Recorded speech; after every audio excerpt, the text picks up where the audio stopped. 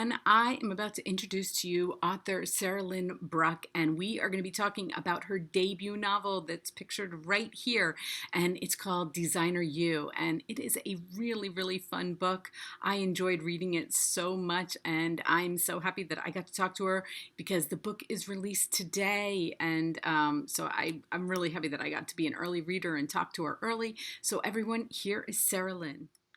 Hi everyone, I am so excited because I'm speaking with author SARAHLYN Bruck, and we are talking about her brand new book that's going to come out today, and it is called Designer You, and I get to see the cover for the first time too, and I love the cover. Thank you so much for talking with me.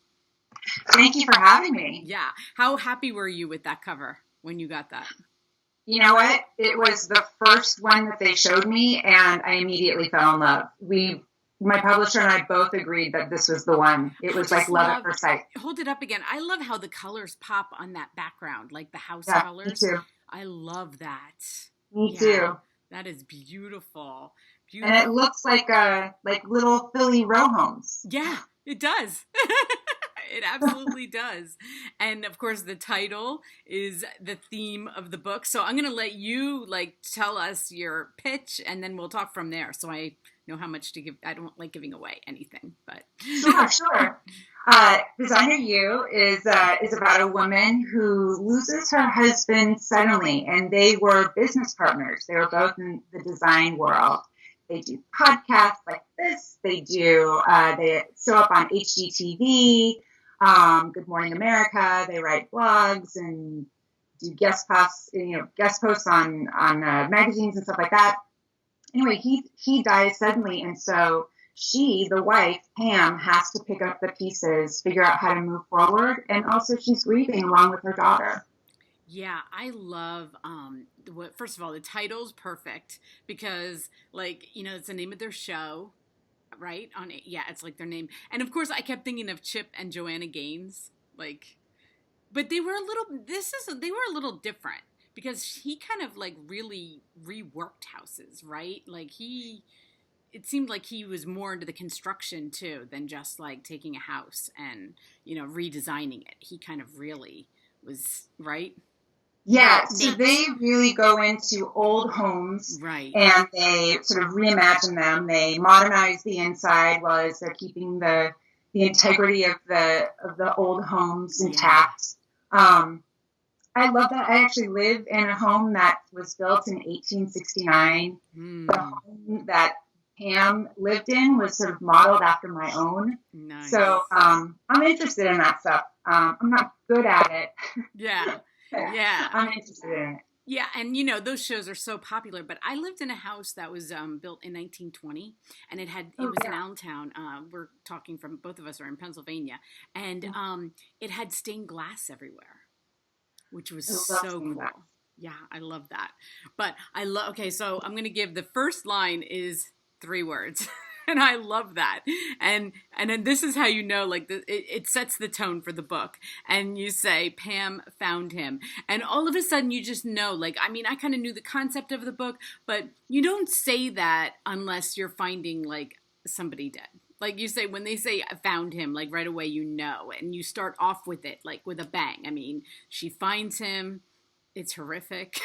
It's so sad. And of course he's trying to fix the roof and you in the first chapter we learn, what and how her guilt on that and and just they were so together all the time. So it was just so, I don't know, I loved her. I really related, even though I don't have her story, but I really could relate to her. But I do have daughters. So she's left with a teenage daughter, and, we go from there. But you end the first chapter with the funeral. And so it's we tie that up really quickly in that first chapter. So it's that is not the part of the book. It's the rest of the book is her figuring her life out, because here she is. She's a widow. She's a widower. She's a widow. She's, a mom of a teenage daughter in high school, which I just can't even imagine because I've dealt with daughters. Yes. Yeah.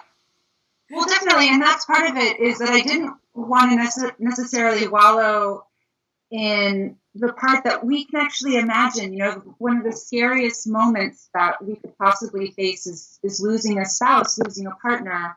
And we can all kind of go there in our heads, but we don't want to stay there for very long. Yeah. And it's what I was most interested in is, well, how do you move forward? How do you reinvent yourself? There's still so much life left. When you lose someone in middle age, life is long. So how do you move forward? And that was what I was really interested in exploring. Yeah. Like, how did you come up with this story? I mean, I know you teach. I mean, you're at Bucks County Community College. You teach writing, and you do it on professionally also. And I'm always interested because it was such a good, especially as a woman reading it, and a middle aged woman. Like, it was really like I just loved that story. I could really sink into it, and because we can imagine, or we've heard stories sort of like it. So, how did how did it come to you? The initial spark was my husband was actually building a roof deck, and I could not stop thinking about him falling off. I just couldn't, and I'm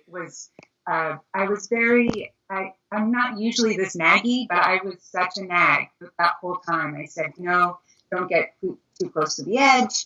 Why did we hire out? Yeah. Somebody who knows how to do this. But he insisted on moving forward. It was so scary. Yeah. But also, my mom lost my dad when she was in middle age, and I watched her pick herself up, and she was really, really struggling for a long time. My brother was a teenager when we lost my dad, and I watched the two of them grow, and I watched the relationship change, and I watched my mom kind of blossom in this new way that I thought, there really is hope. There can be a lot of good left in life after you've lost someone so close to you. Yeah, and I have the same story. My dad died when I was young, and my mom, and then she had us young, so she was 40, but we were already out of the house because we were in our early 20s.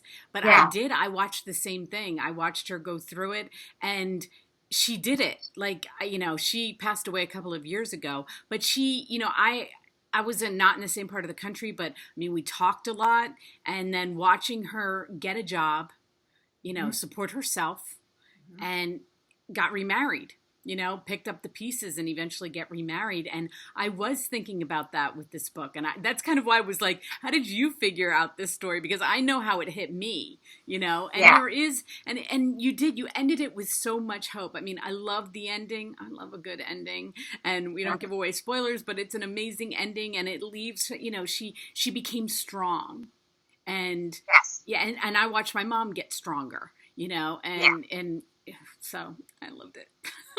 Oh yeah, no, I dedicated this book to my mom because she is the strongest person that I know.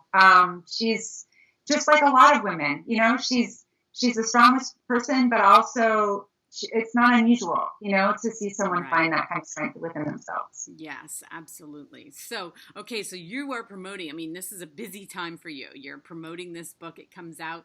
We're filming it the day before, but it comes out right before Labor Day weekend, which is awesome. Everybody's like going back to school. But are you busy working on another book as you're out promoting this one? Yes, I am. I'm because you're back to school too. Like you're. Yep. I just started school again. My daughter just started high school, so it's busy. Yes. But yeah, I'm working on another book. I'm editing it and getting it ready for publication. It's a story about a woman who's a soap opera actress. She is also middle-aged. She's in her 40s. And she's been a soap opera actress since she was a teenager. So this is her one gig, and she's done very well. She's a single mom, and she just finds out that her soap is about to be canceled. Which is happening a lot, because I was a soap opera person, so I know. Me too. Kind of grew up with it. But I love, so you do it a lot, around TV, and in Designer U, I loved learning that business, a kind of behind the scenes of it. How did you do the research for that? It was fascinating. it's probably the same kind of research that you've been doing. I watched a ton of HGTV. I subscribed to fun. This Old House magazine. Oh.